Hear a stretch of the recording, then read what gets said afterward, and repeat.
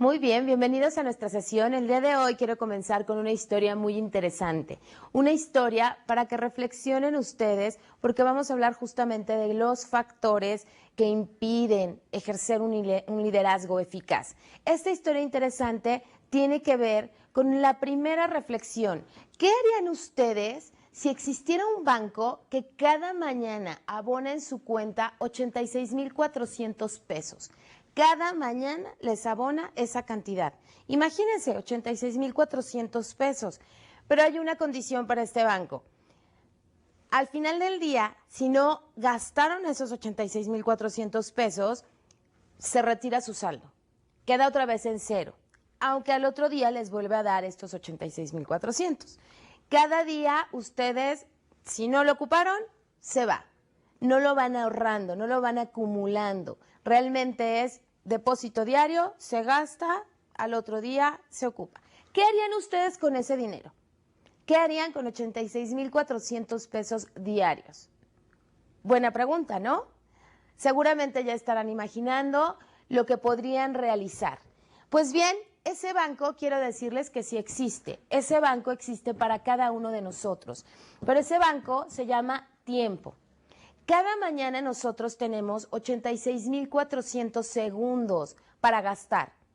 Cada día se compone de estos segundos. ¿Qué hacemos con esos segundos? ¿Cómo los invertimos? ¿Cómo los gastamos? Y de igual manera que con este banco que les decía, pues bueno, si ustedes no los ocupan efectivamente, ¿saben qué pasa? Se acaban. Claro, al otro día nos vuelven a dar ese mismo saldo, ¿verdad? Esos 86,400 segundos. Pero si no los ocupamos de manera efectiva, pues nuevamente se acaban. Esa es la reflexión con la cual quiero comenzar, porque para muchos empresarios, para muchos ejecutivos, el tiempo es el gran reto. El cómo administramos nuestro tiempo es lo que hace la diferencia de un liderazgo efectivo, de un liderazgo eficaz. Hay personas que pasan el día completamente trabajando en las cuestiones de qué hacer, en las cuestiones de paso el día, hago muchas cosas, pero en realidad no logro nada. De tal manera que aquí, durante esta sesión, vamos a estar reflexionando justamente sobre esta situación. Porque al igual que en el banco, al igual que este tiempo de 86,400 segundos que se pierde cada noche, pues es importante decir, ¿cómo lo estoy utilizando? ¿Cómo estoy viviendo mi presente hoy? Porque también muchos empresarios hay de dos estilos. El que de pronto sigue acumulando y acumulando y acumulando y acumulando riquezas y solamente piensa en el trabajo, trabajo, trabajo, sin disfrutar otros ámbitos de su vida. Y encontramos dentro de los empresarios o dentro de los ejecutivos un alto índice de divorcios. Hoy está comprobado que aquellas personas que tienen una vida integral, que tienen una familia, que tienen amigos, que tienen tal vez hijos, que tienen un ejercicio que realizar, un hobby al cual atender, pues son personas más plenas y créanmelo, más productivas que aquellas que únicamente están enfocados al trabajo, que aquellos que únicamente sus 365 días del año están enfocados a qué voy a hacer, cómo voy a producir, cómo voy a resolver, que no tienen tiempo ni siquiera de salir de vacaciones, por ejemplo. Y esto, bueno, cómo repercute en la productividad. Por eso es que quise empezar con ustedes esta reflexión para que recuerden que deben de vivir el presente con el saldo de hoy. Estar en el aquí y en el ahora es uno de los principios de comunicación, de psicología, de bienestar integral, porque si yo en este momento estoy concentrada en lo que estoy realizando y no preocupada por lo que tengo que hacer en 3 horas, me va a permitir estar presente, estar consciente de lo que estoy haciendo. Lo mismo para ustedes, si están en una junta, pero en esa reunión están pensando en lo que va a suceder la semana entrante, y con ese diálogo interno que ya habíamos platicado, pues bueno, de pronto se están perdiendo ese momento especial. El reloj sigue su marcha, así que consigan lo máximo en el día, todos los días de esos 86,400 segundos. El tema que vamos a revisar hoy, como les dije, es efectividad personal. Está en su siguiente lámina. Son los factores que afectan la efectividad, cómo podemos crear hábitos para el liderazgo personal, porque el liderazgo se empieza de adentro hacia afuera. No es nada más entender la teoría, sino vivir nuestras convicciones. Si yo creo que la gente es honesta, yo voy a vivir con honestidad y no tengo que pensar, sí, dentro de mi empresa la gente debería de ser honesta. ¿Sí me siguen? Y vamos a ver también la responsabilidad como ese valor eje del liderazgo. ¿Qué implica responsabilidad? En la siguiente sesión, en la siguiente lámina, ustedes van a ver los factores que afectan. Y estoy marcando 4. El primero es estructura organizacional. Ya lo hablamos el día de ayer en la sesión anterior. Ustedes ven la pirámide que de alguna manera está invertida y todas esas estructuras, todos esos trámites burocráticos que se tienen que hacer. Y por supuesto las políticas incongruentes. Les voy a comentar un caso de una empresa de medicina a nivel mundial. Deciden que deben de mejorar la empresa en sus procesos, de tal forma que seleccionan de todo el mundo a líderes y a personas que eran líderes informales. No pidieron a los directores generales, no pidieron al que se encarga de la estrategia de cambio o al que está acá, no. Pidieron personas con ciertos requisitos. Uno de ellos es que tuvieran credibilidad, unos 5 años en la compañía porque conocían los procesos, sí que estuvieran en la parte de la producción, no tanto en la parte de ventas, no tanto en la parte de recursos humanos o administrativa, sino en la parte productiva. Y sobre todo que tuvieran mucha credibilidad, que fueran personas proactivas. Y bueno, se hizo una selección exhaustiva, de manera voluntaria. Se le pedía a la gente que quisiera participar en un gran proyecto sobre esas características. Si ellos tenían esas características, que se anotaran. Después de ahí se les hicieron entrevistas, exámenes y demás. Un proceso que no fue muy desgastante en realidad, pero sí muy efectivo. Una vez que tuvieron seleccionadas a todas las personas alrededor del mundo, los llevaron a Londres. Y en Londres les dijeron, a ver, vamos a hacer un ejercicio. El ejercicio es mejorar nuestros procesos. Piensen cómo hacemos el producto X. Y entonces ellos reunidos empezaron, les dieron pedacitos de Post-it y entonces identificaron todos los procesos que eran críticos para su empresa y los pegaron en las paredes. Después de eso, identificaron cuáles eran los pasos de esos procesos que se tenían que seguir. Y de ahí empezaba una gran lluvia de ideas en donde cada uno podía decir, este paso, el tercero que está pegado en el Post-it, lo podríamos eliminar. ¿Qué pasaría si lo eliminamos? ¿Cuáles son las consecuencias? ¿Cuáles son las ventajas y las desventajas? Estuvieron trabajando una gran cantidad de tiempo mejorando esos procesos. Primer punto que atacó esta empresa de farmacéutica es identificar el capital intelectual. Porque toda esa gente era experta en su empresa. Podrían ser los mejores ingenieros o los mejores licenciados o los mejores, lo que ustedes gusten. Pero en realidad eran los mejores de esa empresa, formados ahí, que conocían perfectamente, ya no conocieron solo el proceso que ellos se hacían cargo, sino que tuvieron una visión integral, una visión global. Después de eso, regresó cada uno a su país y les dijeron, lo mismo que hicieron y que vivieron, lo van a repetir y replicar en sus países. De tal manera que, bueno, la persona que estaba en México y la persona que estaba en Brasil, cada uno llegó a México, a Brasil y cada quien a su lugar de origen y volvieron a reclutar personas comprometidas, entusiastas, líderes, que se caracterizaban por cierta experiencia ya. Y nuevamente los volvieron a reunir y dijeron, ok, miren, estuvimos en tal reunión, hicimos esto. Estos son nuestros procesos críticos y ya están depurados.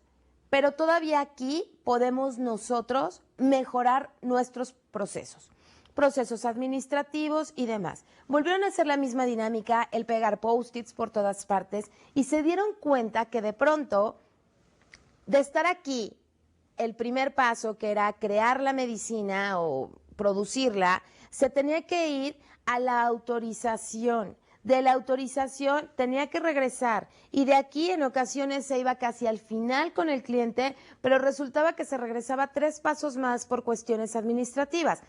Al darse cuenta ellos de esa pausa en el camino, ¿cómo lo estamos haciendo? ¿Por qué lo estamos haciendo de esta manera? Pudieron simplificar un proceso que les llevaba 45 días a únicamente 5 días.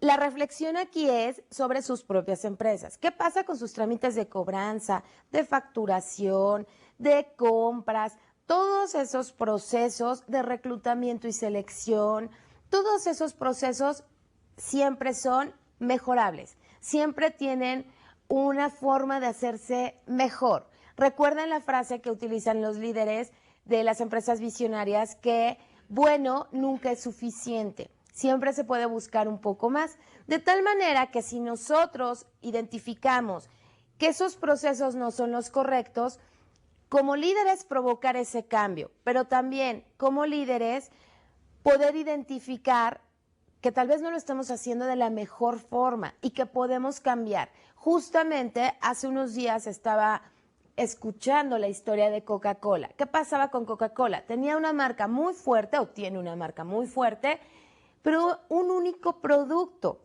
Hace varios años lo único que sabían hacer era Coca-Cola y tenían éxito. ¿Creen ustedes que alguien quizá dijera, hay que hacer algo más? El mercado está cambiando, el mundo está cambiando. Evidentemente en Coca-Cola sí se hizo y por eso surge Sprite, por eso surgen refrescos de manzana, por eso surgen los diferentes refrescos que de pronto están acaparando una parte diferente del mercado. Pero aún más, Coca-Cola hoy, dado que la cultura de bienestar y de salud está modificándose, también vende agua, porque dijo, si yo no me dedico a vender agua y solo vendo y produzco refrescos, tengo que modificar eso, porque los hábitos de la gente ya no se centran únicamente en tomar refresco, en ir por la Coca-Cola o por cualquier refresco de cola a la esquina. Realmente hoy las personas prefieren, y véanlo en las nuevas generaciones, es más común que coman sano, que coman más verduras que a lo mejor generaciones superiores, ¿no? De tal manera que la empresa Coca-Cola se da cuenta y dice, bueno, hay que modificar. La invitación también es para ustedes. ¿Qué tienen que modificar dentro de sus políticas, dentro de sus estructuras organizacionales para que todo fluya mejor? En ocasiones dentro del mismo departamento, la manera en cómo se tienen que ir autorizando las firmas, porque así se hace de manera tradicional, puede ser que no les esté dando los resultados que esperan. O puede ser que si lo modifican obtengan todavía mejores resultados. Así que la primera parte para no ejercer un liderazgo efectivo son esas estructuras y esas políticas, porque cuando el líder quiere salirse por otro lado, resulta que hay una pared, una barrera que lo está deteniendo y que le dice, no, por ahí no es el camino, tienes que ubicarte en esto. Oye, pero yo quiero hacer una casita redonda. No, tienes que regresarte y hacer este tipo de casita. De tal manera que el primer paso sería reflexionar sobre estas estructuras y si son las adecuadas, al igual que las políticas. El siguiente aspecto es el manejo del tiempo y por esas razones que hablábamos del banco, de esa cantidad de dinero, porque el manejo efectivo del tiempo también es lo que me va a permitir impactar otras áreas de mi vida, como lo vamos a ver más adelante. El manejo adecuado del tiempo me va a permitir desarrollar a mi gente, porque si yo tengo tal administración que me permite darle un momento de mi día a las personas que están en vía de desarrollo y nada más supervisar en 10 minutos lo que estoy haciendo con la persona, con los que ya están más desarrollados, pero además me da tiempo de planear y además me da tiempo de ir a comer y bueno, todas estas cuestiones que definitivamente son importantes y relevantes, porque además también estamos enseñando a otras personas a hacer lo mismo. No tener confianza auténtica en el grupo es otro aspecto que no me permite ser eficaz. Como les dije hace un momento, en realidad nosotros tenemos que tener la convicción, creo en la gente. Y esto tiene que ver con nuestros paradigmas, pero se pueden cambiar, se pueden modificar y solamente estén ustedes que así lo vean. Arriésguense a darle más a sus personas, arriésguense a confiar verdaderamente en ellos y, como hicimos en la sesión anterior, dejarse caer y saber que ahí está su equipo para sostenerlo, pero que sea algo interno, no que sea nada más un eslogan o una frase que ustedes utilizan, pero que no la viven, porque esto se nota, se desenmascara. Fíjense que la comunicación verbal y la comunicación no verbal que nosotros manejamos es más fuerte, lo no verbal. Hay psicólogos que manifiestan que hasta el 75-85% de lo que nosotros captamos de la otra persona es por lo no verbal. Y hay muchos libros sobre esto, pero también nuestro cuerpo está preparado para eso. ¿Qué pasa cuando ustedes platican con alguien y lo ven, les dice algo, voltean, no le creí? No sé por qué, pero no le creí. Bueno, tiene que ver con esa fisionomía, con los gestos que utiliza y no solo con las palabras. Y lo mismo sucede con ustedes. Si ustedes no creen firmemente en el trabajo en equipo, si ustedes no creen y piensan que es una moda la confianza, el desarrollar a las personas, el llevar una vida más afiliativa, más emocional con nuestros colaboradores y ya no esa postura como marca la administración general y la administración muy ortodoxa de yo soy el jefe, estoy en un nivel superior, ellos que no se acerquen, no puedo confiar en ellos, no puedo llegar y decirles me siento agobiado, necesito ayuda porque ¿qué van a pensar de mí? Vean cuáles son sus creencias y sobre esas creencias es cómo van a actuar. Y justamente lo vamos a ver retomando los 7 hábitos de la gente altamente efectiva que ustedes tienen para desarrollarlo. Cuando hablamos de confianza en el grupo, tengo preparada una dinámica para ustedes en donde van a marcar y van a poner el nombre de las personas que ustedes confiarían en cada una de las frases. Tienen el material, aunque me voy a permitir leer un par de ellas, y anótenlo de una vez, el primer nombre que venga a su mente. Y pueden ser aspectos también personales, pero me gustaría que lo enfocaran más todavía al trabajo, a su equipo de trabajo, a sus compañeros. La dinámica es, primera pregunta, yo confiaría que tú compartieras tu felicidad conmigo. ¿A quién pondrían? Anoten el nombre. Yo esperaría que tú me dieras ayuda si yo lo necesitara. Igual, anoten el nombre. Yo confiaría que tú no fueras chismoso en mi ausencia. ¿Quién es esa persona de su equipo en la cual ustedes confiarían? Pero todavía hay más. Ustedes van a tomarse un minuto para realizar estas preguntas, pero voy a compartir con ustedes algunas. Yo confiaría a ti mi vida. ¿Con quién harían eso? Yo confiaría que lo que tú me dices está basado en pruebas y no en una elucubración. Yo confiaría en ti para que me arreglaras una cita con un desconocido o bien para que te hicieras cargo de mi puesto en mi ausencia. ¿En quién confiarían? ¿Tienen su segundo a bordo? ¿Ya tienen esa mano derecha que podría asumir su rol sin ningún problema? ¿Ya lo tienen? Muy bien. Pues con estas preguntas y con este nivel de confianza, identifiquen ustedes cómo está su red social. Porque un líder no debe de estar solo. Un líder es una persona que tiene personas a su alrededor. Y cuando hablo a su alrededor me refiero en todos los aspectos de su vida, pero por supuesto en su equipo. De tal manera que si ustedes verdaderamente pueden llenar esta lista y no dejar ningún espacio vacío, enfocándolo más a sus colaboradores, significa que van por un buen camino. Aquellos que de pronto no hayan podido llenar todas las frases con un nombre de sus colaboradores, identifiquen por qué y qué tienen que hacer nuevamente para poder tener ahí en poco tiempo una persona. ¿En quién confían? Yo confiaría en y para qué confiaría en él. Porque también hay diferentes grados, ¿verdad? A lo mejor alguno tiene el talento de hablar bien en público, entonces yo confiaría en que él dé una conferencia. Pero tal vez no confiaría en que él realizara la conferencia, es decir, la preparara. Pero yo confío en otra persona que hace magníficos diseños. Entonces, ahí los voy a empalmar para que uno haga el diseño y el otro lo exponga. Vean ustedes en quién confían y cuánto confían, pero llenen esta lista, es importante. Vamos a hablar entonces de la creación de los hábitos para el liderazgo. Yo les había mencionado ya en algún momento de las sesiones el aspecto de Covey y algunos elementos que ya hemos manejado. Covey habla dentro de su libro de 7 hábitos en realidad, 7 hábitos que van relacionados y que parten, como bien les dije, de adentro hacia afuera, pero también el hecho de que habla de una victoria privada y después una victoria pública.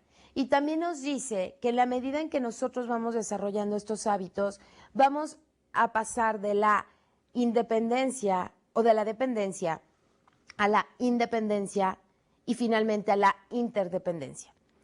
¿Qué significa? Depender de una persona significa que no puedo hacer algo sin ella y que de alguna manera yo me siento un poco apagado y que dependo de lo que él me diga, de lo que él determine para mí, o el mundo externo no significa solo una persona. Cuando habla Covey de desarrollo de hábitos y te dice, te vas a poner en otro nivel, vas a ser de independiente a independiente, vas a pensar por ti, no por lo que tus papás, tus amigos, tus vecinos y demás te dijeron, sino vas a creer y vas a desarrollar tus propias convicciones. ¿Para qué? No para que vayas por el mundo solo y diciendo, pues así soy yo y qué, y no voy a cambiar. No, en realidad es para que logres el tercer nivel, que es justamente el de la interdependencia. Es decir, yo puedo colaborar contigo, pero no necesariamente depender de ti. Nos relacionamos, claro. Por supuesto que el mundo exterior me afecta y yo también afecto al mundo exterior. No en una postura de el mundo está contra mí y bueno, todo lo que suceda me afecta. No, yo también puedo afectar y yo también puedo crear cambios.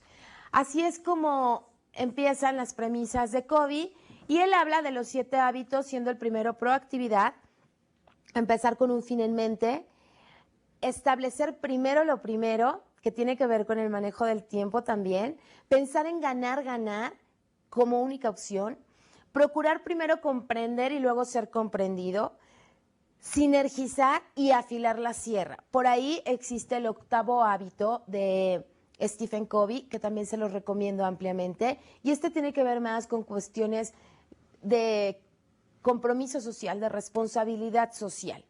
Vamos entonces a revisar cada uno de ellos, comenzando por proactividad. El primer hábito, o cómo se forman los hábitos, tiene que ver con 3 aspectos.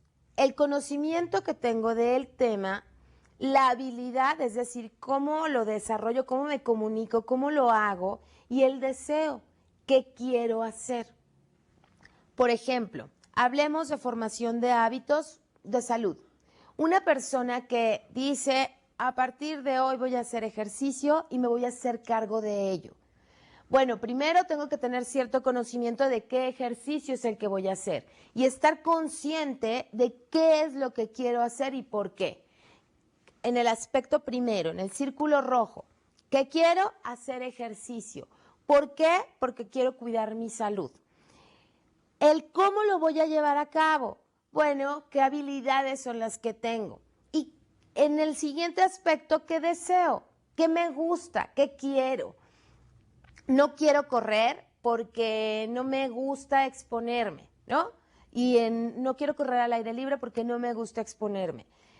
Pero ¿qué sí me gusta? ¿Qué deseo? Ah, pues la bicicleta siempre me ha gustado. Pero como no quiero exponerme, bueno, entonces me voy a meter a una clase en un lugar cerrado.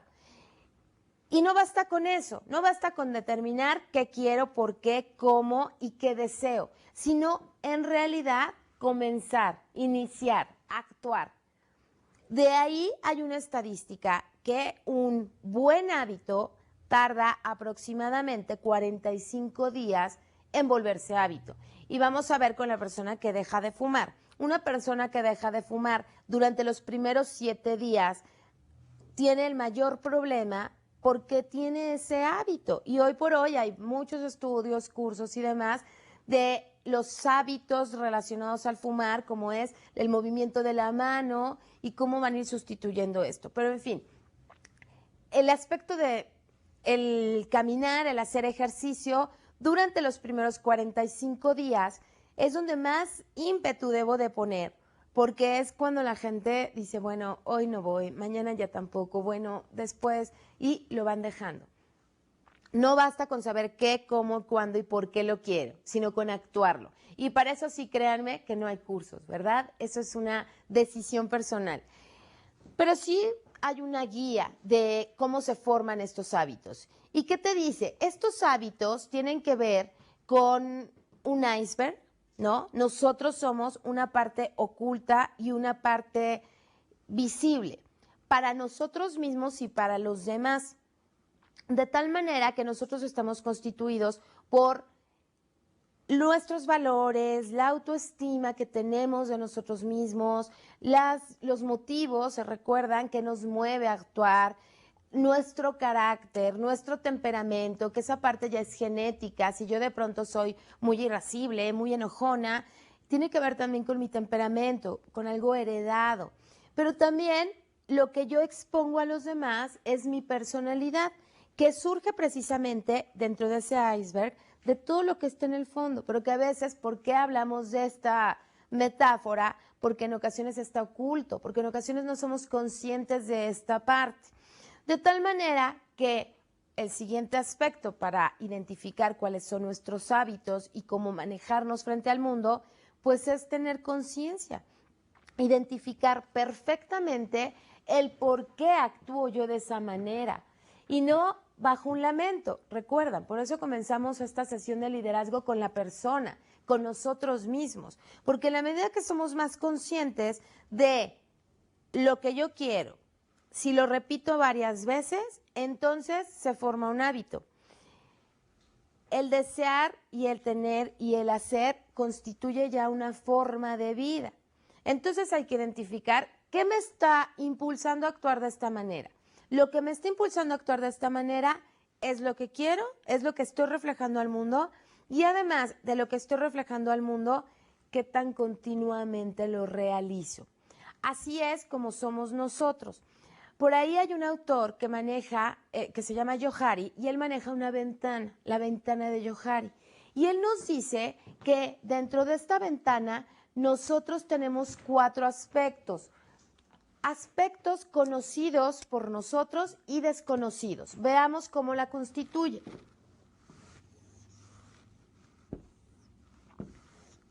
Él dice, en el primer cuadrante está lo que yo conozco de mí y lo que los demás conocen de mí. Y esta sería mi parte abierta. Yo soy una persona, yo sé que soy positiva, pero además los demás me ven como una persona positiva. Sería la parte abierta. En el otro aspecto está lo que yo conozco, pero los demás no conocen. Y esto sería como, a lo mejor yo reconozco que soy una persona poco paciente, intolerante, pero la verdad es que lo he trabajado tanto que las demás personas dicen no. O al contrario, yo soy tímida y las personas, por los roles que manejo, por las funciones, dicen no, tú no puedes ser tímida, Cecilia. Pues bueno, yo digo que sí. Y bueno, todos aquellos secretos que de pronto sabemos cómo somos, pero a los demás no se los enseñamos. Por eso es una ventana. Por el otro lado está lo que los demás conocen de mí y lo que yo no conozco. Y este es un lado ciego.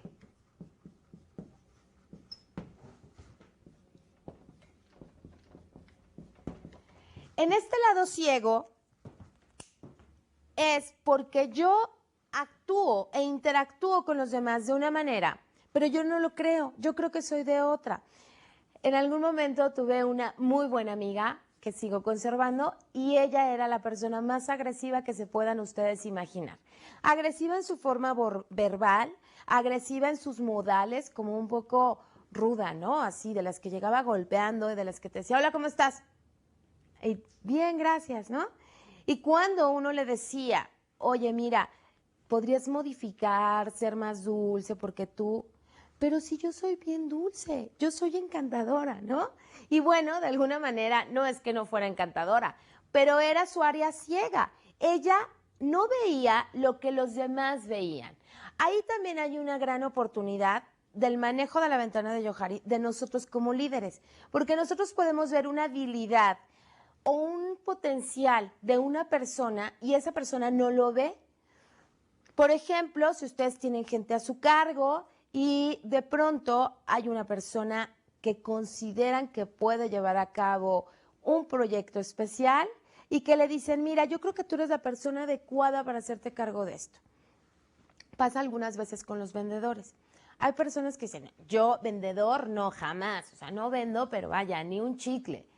Pero mira, yo veo en ti que te comunicas bien, que eres convincente, que conoces los productos, que eres entusiasta, que te relacionas bien con la gente. ¿Por qué no lo intentas? Y de ahí podemos descubrir un gran talento, porque es un área ciega para él, para esa persona, porque él no se da cuenta, no conoce ese potencial, pero por el otro lado tenemos que los demás sí lo están viendo. La siguiente parte es un área totalmente desconocida, porque es lo que yo no conozco y que los demás tampoco. De tal manera que dentro de este cuadrante, Johari pone aquellos aspectos que están como en vía de desarrollo. A lo mejor alguien dice, yo no soy valiente, la verdad es que no soy valiente, o ni siquiera se ha cuestionado si es valiente, pero ante una situación crítica, él actúa con valentía. Entonces va a descubrir después que sí es valiente y va a decir, yo sé que soy valiente. Y si los demás vieron ese acto heroico, pues van a identificar que él también es valiente. De tal manera que en esa cajita, en ese cuadrante está todo lo oculto para nosotros, que todavía no descubrimos, que lo tenemos pero no es consciente. Hablemos del iceberg otra vez y si fuera eso, sería lo más profundo al mar, ¿verdad? De tal forma que en esta ventana de Johari ustedes pueden identificarla para ustedes mismos, decir, cómo me estoy conociendo, qué tanto me conozco y por supuesto tomarla para sus relaciones con otras personas, para desarrollarlas también. Dentro de el liderazgo de los 7 hábitos para la gente altamente efectiva, Covey menciona un aspecto relevante. El primer aspecto es que dice que nosotros tenemos 4 niveles de liderazgo y en cuál nos vamos a centrar nosotros. Por un lado, tenemos el liderazgo que es personal y es en el que debemos de comenzar. El liderazgo personal, por eso está en el primer círculo, haciendo también la metáfora de adentro hacia afuera. Si yo tengo mi propia forma de pensar, mis convicciones, mi confianza en lo que yo creo, lo demás se va a dar de manera natural. Por eso es tan importante dentro del liderazgo conocernos nosotros mismos. El siguiente sería el interpersonal, que tiene que ver con personas que están a mi alrededor. Soy líder de mi familia y no porque sea el papá o la mamá, ¿verdad? Sino porque realmente mis hijos creen en mí. Y hablemos no solo de la familia primaria, sino también de del siguiente nivel, en donde con los tíos, los primos, los familiares, los parientes, ustedes tienen ese liderazgo interpersonal que tiene que ver con confianza hacia ellos. El personal tiene que ver con confiabilidad, lo que yo hago conmigo mismo. Yo soy mi mejor juez. El otro tiene que ver con confianza. Si yo lo que creo y pienso es transparente para los demás. Es decir, si lo que yo veo en mí, los demás lo ven también en esa relación con otros. Después está el liderazgo gerencial, que tiene que ver como rol, como ejecutivo, como dueño de empresa. Y después está el liderazgo organizacional, que tiene que ver con toda la empresa, líder en el mundo, líder en el mercado. Estos niveles implican y parten de la persona, de uno mismo, justamente de ese liderazgo personal. tener confiabilidad, ser confiables nosotros mismos. ¿Para qué? Para generar confianza. ¿Cómo podemos lograr los cambios? ¿Cómo podemos nosotros decir, ok, durante todas estas sesiones yo he reflexionado, quiero hacer los cambios, pero no sé cómo? Primero hay que, y se basa en 3 principios, ver cómo nos relacionamos, cómo estamos actuando con los demás.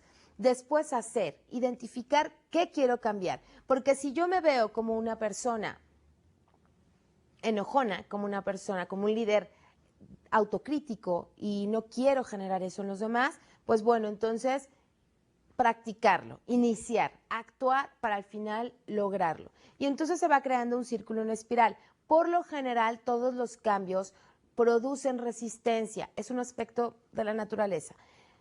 Porque la gente entra en un estatus de confianza en donde todo está muy bien, ya sé cómo manejarlo, pero el cambiar produce miedo, produce ansiedad, no sabemos si vamos a estar mejor allá que lo que estamos ahorita. Y esto es muy crítico porque hay ocasiones en que aún estando mal aquí, hay personas que prefieren estar aquí viviendo agresión, viviendo humillaciones, viviendo maltrato por el miedo al cambio de estar allá, porque dicen, bueno, si yo estoy aquí bajo esta condición de agresión, maltrato, pues a lo mejor allá voy a estar peor.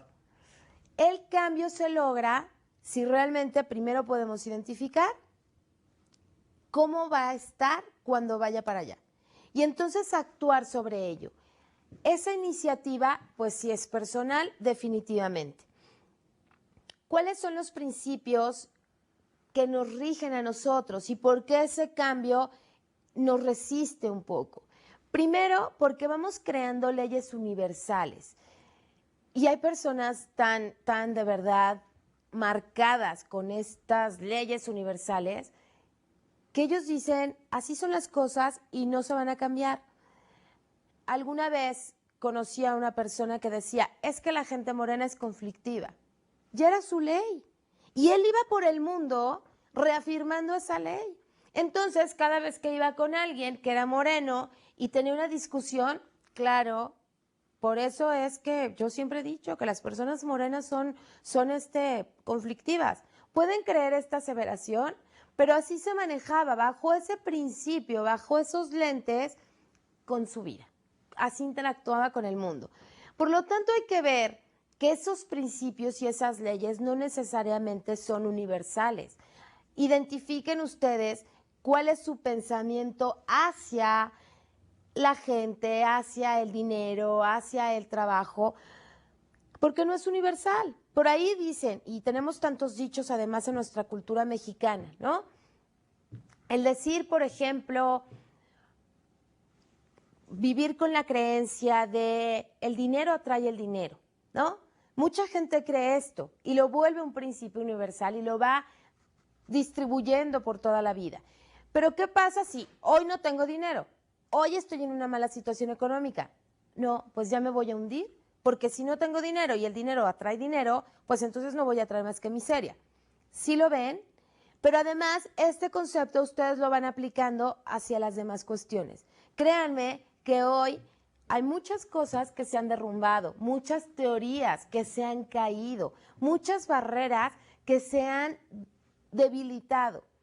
Si eso se ha debilitado, si principios de la humanidad se han caído, si se han disminuido barreras ideológicas, nosotros no podemos cambiar, nosotros no podemos ver cuáles son esos principios que manejo y de pronto eliminarlos, porque no me están dando el resultado que yo espero quizá, o quizá sí, no lo sé.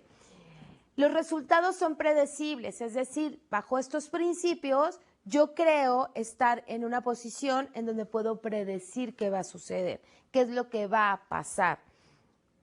Operan además con o sin nuestro consentimiento.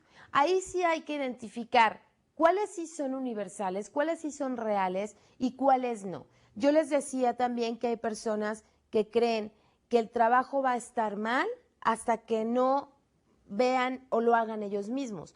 Si ese es su principio, así va a reaccionar su empresa, su equipo y toda la organización. que si lo ven de manera positiva. Identifiquen cuáles son los principios que rigen su vida y vean cuáles son las leyes naturales que en verdad existen, que en verdad están ahí. Y cuando hablamos de leyes naturales, por ejemplo, una es, y aunque está un poco marcado hoy por los anuncios que se hicieron hace poco sobre un niño nace y un niño nace libre, un niño nace puro, un niño nace con cuestiones positivas, con una tendencia innata a la bondad, a muchas cuestiones. Y esto está comprobado con estudios que han realizado psicólogos. Tan es así que, por ejemplo, un psicólogo humanista que se llama Carl Rogers dice, dependiendo del ambiente que tenga la gente, es lo que va a hacer. Y él comentaba, si yo tengo un grupo de niños en donde les enseño a organizarse, a cuidarse unos a otros, a ser bondadosos, a ser positivos, voy a construir esos adultos. Si yo les creo un ambiente que les permita eso. Pero si yo les creo un ambiente en el cual pues hay carencia, en el cual hay golpes, en el cual pues esos niños se van a convertir en delincuentes el día de mañana o sus vidas van a ser negativas, alcohólicos, drogadictos o demás. Y la gente le cuestionaba, ¿cómo crees eso? Y él decía, de verdad, o sea, vamos a ver cuál es la historia cuál ambiente es el que ha vivido una y otra persona y cuál es esa diferencia. Por eso es que sí creo y les pido que ustedes identifiquen cuáles son esos principios que están manejando hoy en su vida, que se llaman paradigmas y que ustedes no quieren modificar, no están dispuestos a modificar. ¿Qué les puede ayudar mucho para este ciclo de cambio? Identificar sus paradigmas primero, pero si ustedes están inmersos en ustedes mismos, en su mundo, pues no van a poder voltear y ver otras opciones. Si escuchan a los demás, si leen algunas cuestiones, eso les va a permitir dudar. Identificar que en realidad las cosas pueden ser diferentes. Hay una anécdota de un señor que iba en la carretera, ¿no? Iba a toda velocidad y se cruza con otro y le empieza a gritar, cerdo, cerdo, cerdo. A lo que el otro conductor dice, ¿qué le pasa? ¿Por qué me insulta? ¿Cómo existe gente así? Y le contesta, ¿verdad? Pues cerdo será usted. Cuando a los pocos kilómetros esa persona que le respondió, cerdo será usted, tiene que frenar intempestivamente porque hay un cerdo muerto en la carretera. Ese es el cambio de paradigma. El cambio de paradigma es comprender que las cosas no son como nosotros las imaginamos necesariamente, porque nos vamos defendiendo ideas, como es este caso. El romper paradigmas, el preguntarnos, ¿y si lo hiciera diferente? ¿Y si lo intentara de otra manera? En todos los aspectos. Si ustedes hoy no tienen una buena relación con alguien que aprecian y que quieren, pregúntense por qué. ¿Cuál es el paradigma que están compartiendo que hay que modificar?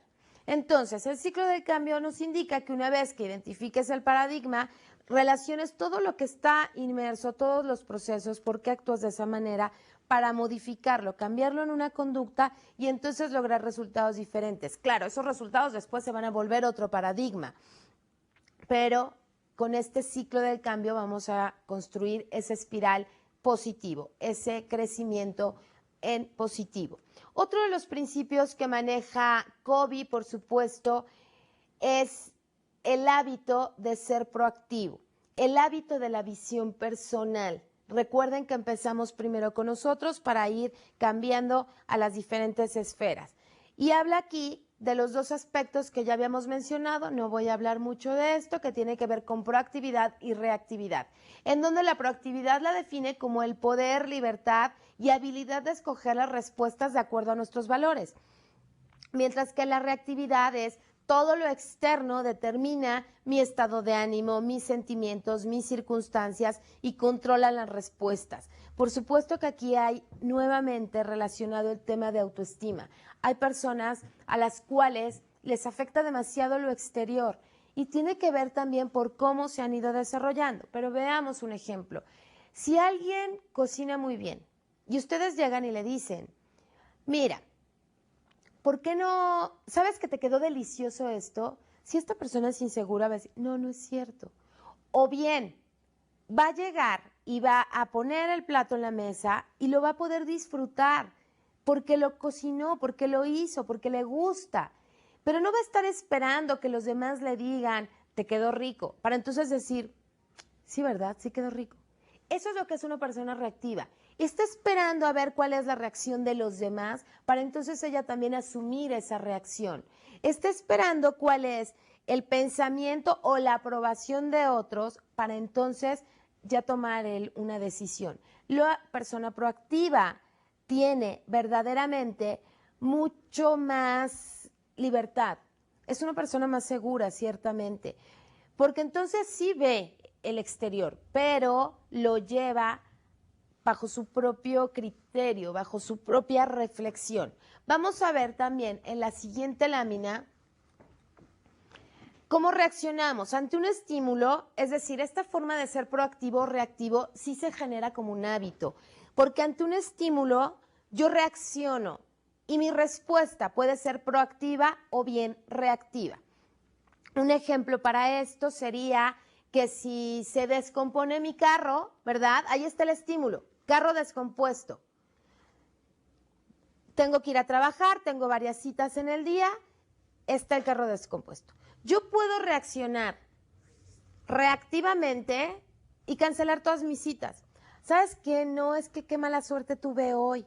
Escuchen bien lo que estoy diciendo. Qué mala suerte tuve.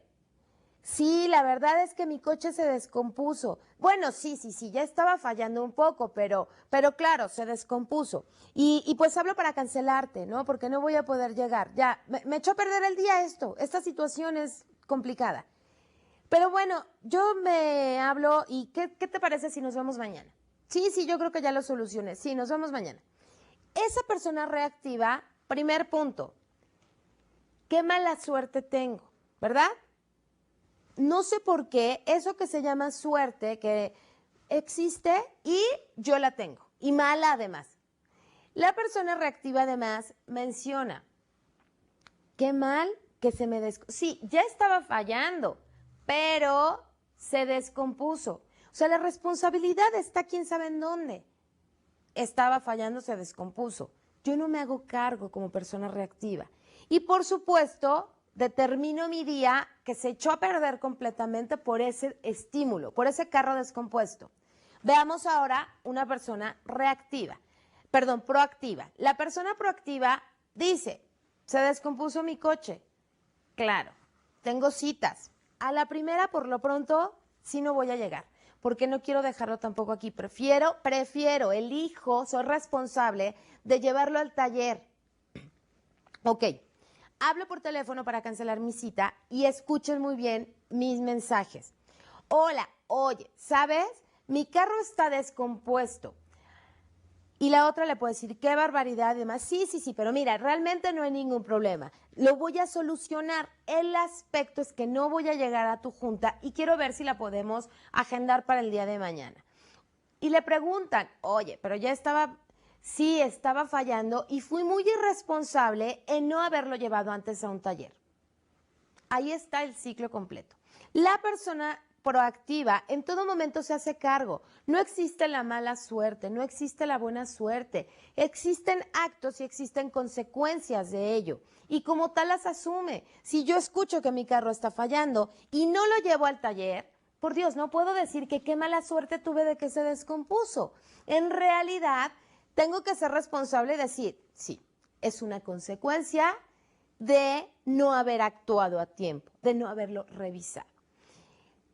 Y cuando hablamos del hábito de la proactividad, ustedes identifiquen cómo reaccionan ante las situaciones. Si ustedes culpan al mundo exterior y a todos los demás por las responsabilidades, por las consecuencias, por los errores, significa que están siendo reactivos. Pero para vivirlo, para verlo, tendrán que estar jugando como este doble juego entre cómo me comunico y qué digo, estar viviendo el presente, estar escuchando mis palabras, estar escuchando cómo me relaciono con los demás. Sí pueden hacer un ejercicio, pueden empezar identificando a su alrededor, pero no para juzgar, no para catalogar, sino para reafirmar lo que ustedes son también. Y identificar si coinciden con esa forma de actuar, identificar si están ustedes hablando de la misma manera.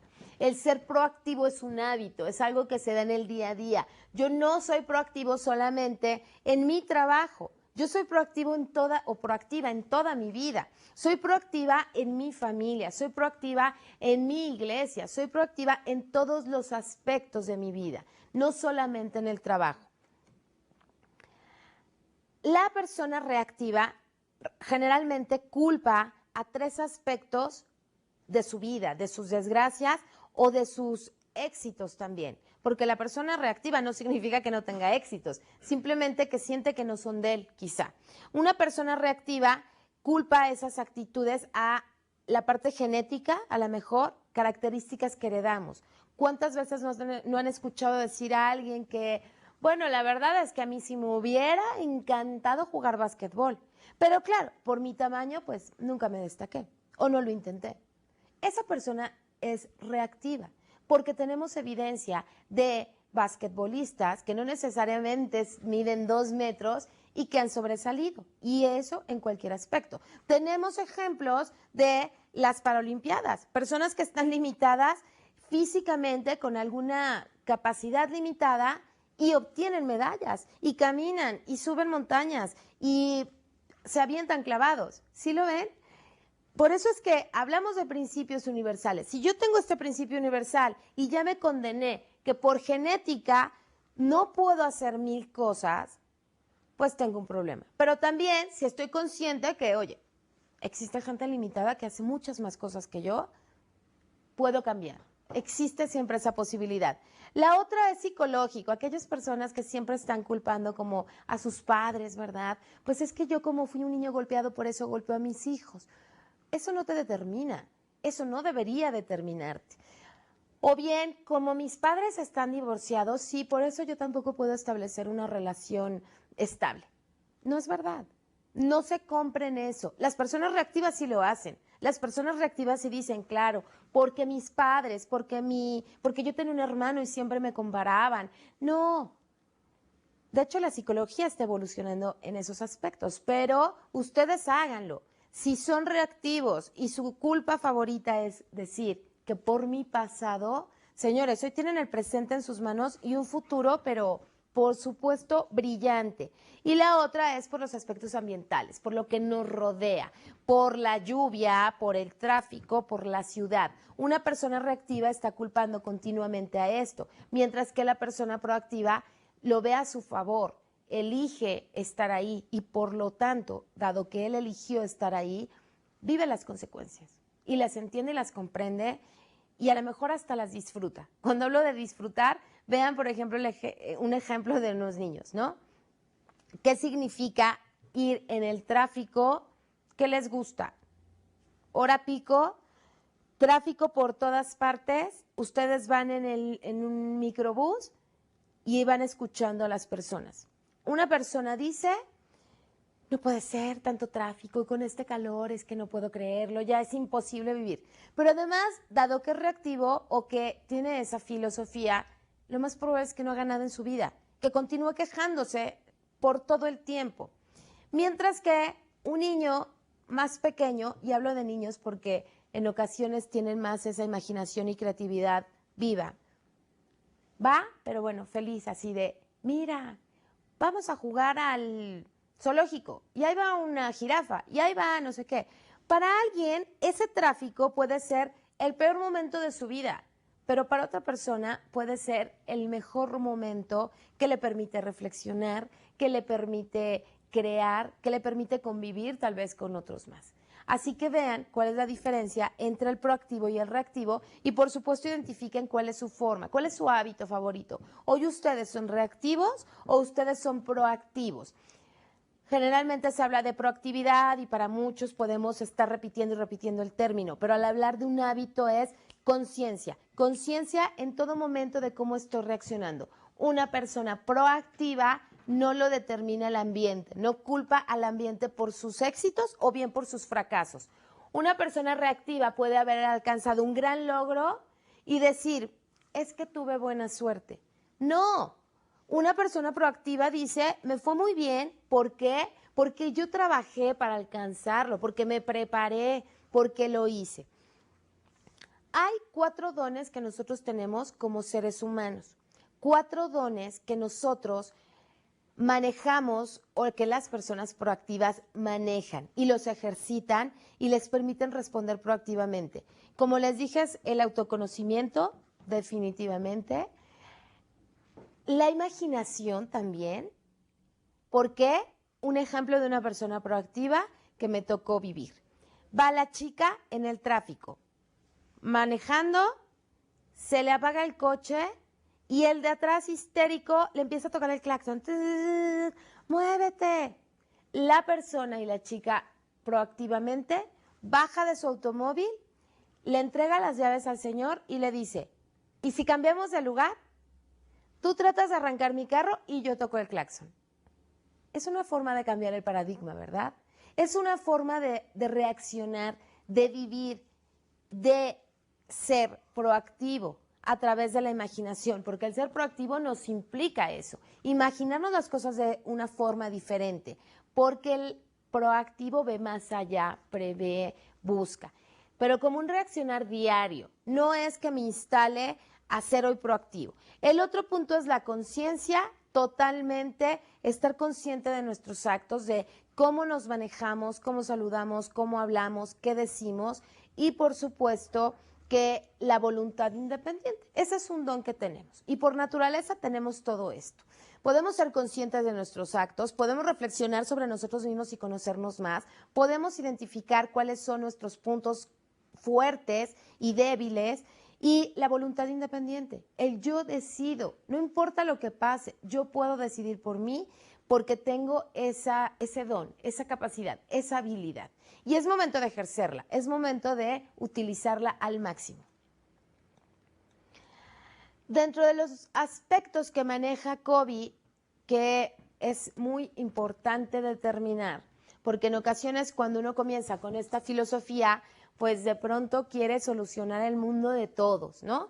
Y quiere entonces que todos sean proactivos. Y quiere uno ser proactivo en todos los ámbitos de su vida. Se vale.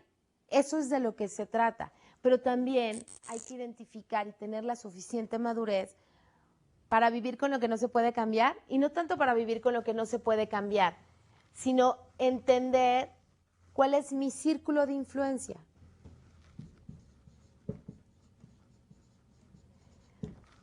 Aquí estoy yo como persona y aquí está mi círculo de influencia. Y esto es algo que va más allá, que no me pertenece, que no puedo modificar, porque una persona proactiva sí busca generar cambios, una persona proactiva busca que las cosas sucedan de una forma diferente. En realidad hay que identificar y estar muy claros de cuál es mi círculo de preocupación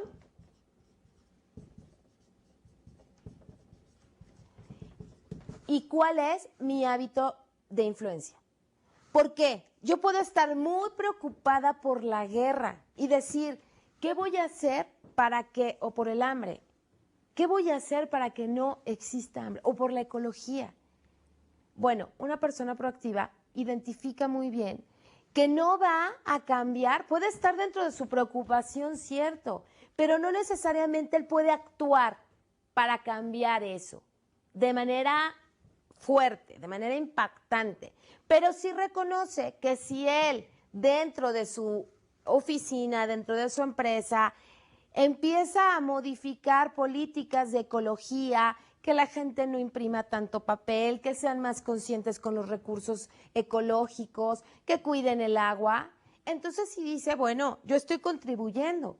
Lo demás sí es mi círculo de preocupación, pero una persona proactiva no está tampoco filosofando sobre todo lo que puede mejorar.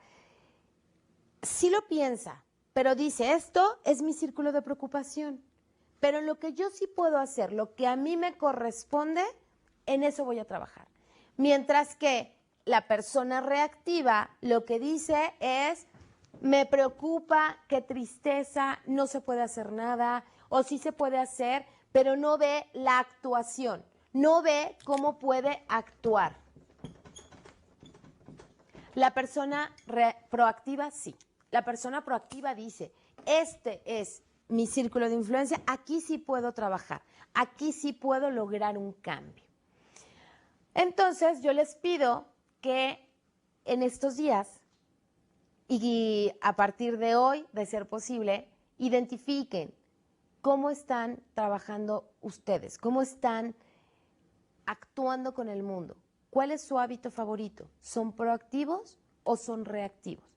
Identifiquen esta parte y nos vemos en la siguiente sesión. Gracias.